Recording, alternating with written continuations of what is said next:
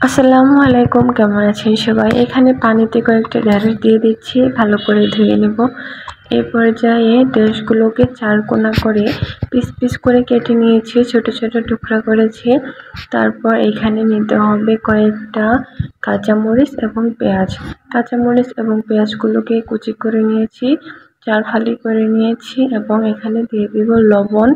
এবার দিতে হবে হলুদের গুঁড়া, লবণ হলুদের গুঁড়া দিয়েছি। এবার দিয়ে দেব সরিষার তেল পরিমাণ মতো। সব উপকরণ দিয়ে দেওয়ার পর এখানে সব কিছু ভালো করে মাখিয়ে নিতে হবে। পেঁয়াজ, মরিচ, লবণ, হলুদ, তেল সব কিছু দিয়ে মাখিয়ে নিয়েছি।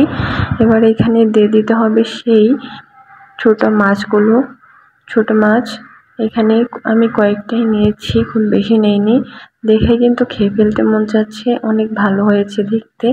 এ পর্যায়ে কেটে রাখা সেই ঢেঁড়সগুলো দিয়ে দেব। সবগুলো ঢেঁড়স দিয়ে ভালো করে মাখিয়ে নিতে হবে। মাখিয়ে নিয়ে চুলায় বসিয়ে দেব। এখানে আমি কোনো রকম পানি ব্যবহার করিনি, কারণ ঢেঁড়স এমনিতেই গলে যায়, 10 মিনিটেই হয়ে যায়।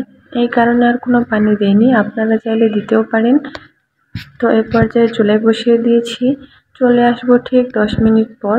দেখুন 10 মিনিট হয়ে গিয়েছে। এবার আমি এটা খুলে দেখাচ্ছি। এই তো হয়ে গিয়েছে ঢেঁড়সের চচ্চড়ি রেসিপি।